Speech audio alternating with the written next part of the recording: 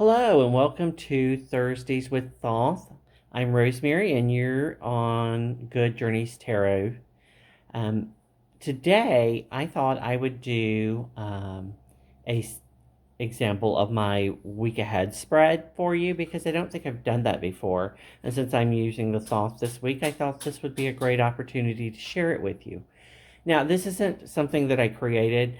I want to say that I got this from Kelly at The Truth and Story, but I might have gotten it from Arwen Lynch, or it could be a combination of spreads that I've seen on different channels. I could not find the video yesterday that I saw that inspired this, but I begin by drawing a overview card for the week, and sometimes I'll draw this from an oracle deck. Sometimes if I don't have an oracle deck I feel like fits with my tarot deck, I'll just pull it from the tarot and then I'll shuffle again and I'll draw the 3 follow-up cards. So this week the overview card is the Devil. Now everybody's first reaction is like, oh my god, it's the Devil. One of the things that is very different in the Thoth than in the Rider-Waite-Smith system is that the Devil is not necessarily seen as evil. And the information in this book about the Devil is just extraordinary. Some cards, I think, are less interesting than others, but this one was just very, very enlightening. I could almost read the whole chapter about the Devil to you, but I did want to take out a couple of snippets to share with you. One is this notion that why should this be evil? Because there's not a good card in the deck, right? Every card has both its light and shadow side, basically. And there's a beautiful paragraph in here describing that, how each of the major arcana have their shadow side.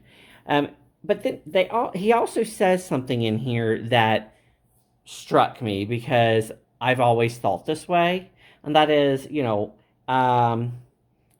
assuming there's a supreme being, God, the energy that caused the Big Bang, whatever you want to call it, then wouldn't that supreme being then be everything? So the things that were created, you, me, the trees, even this concept of the devil. So if the devil is part of that supreme being or God, then it can't necessarily be good or evil.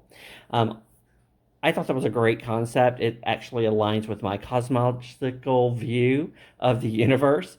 And so if we look at the devil in this way, then the devil could actually be simply telling us you need to examine your relationship with the material world.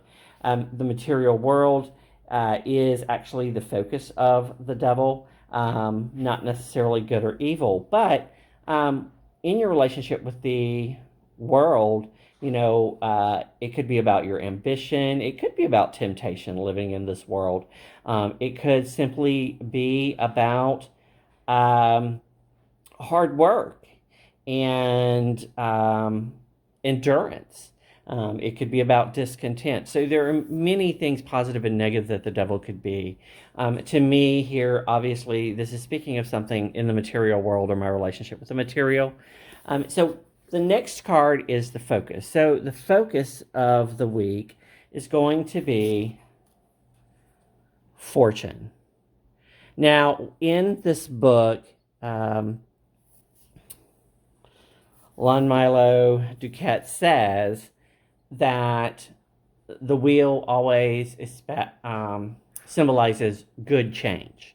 While it represents both good and bad change, because those are things that happen, when it comes up in a reading, it is about good change. So there's good change coming in my relationship with the material world this week.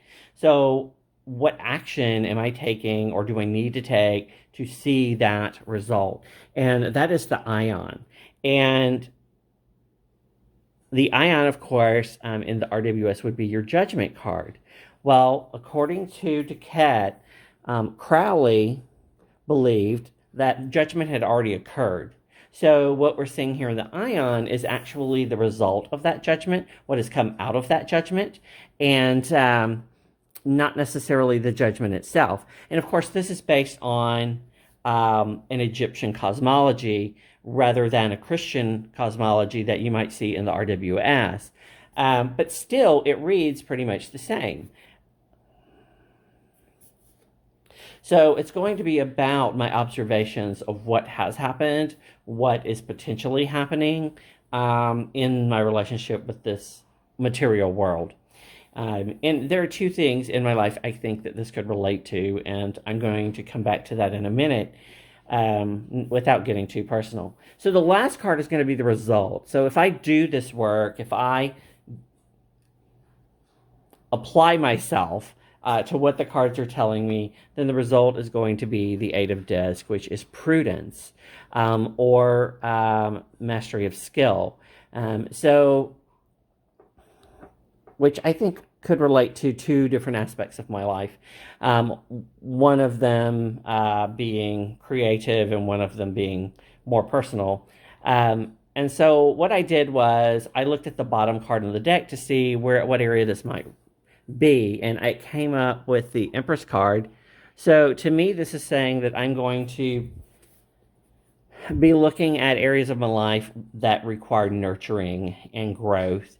And again, this is my relationship with the earth, with nature around me, and my connection to the material. So this is just a quick reading that I do every Sunday for the week ahead. And then each day, Monday through Friday, I draw a card of the day to kind of expand upon this reading and continue to make notes about it and try to learn from it. So that is my Thursday with Thoth video this week. Just a weekly overview spread. Next week, I will probably be looking at something that I'm currently studying in the book, as well as videos and in Nina's group, which is about the Book of the Law. And until next time, good journeys.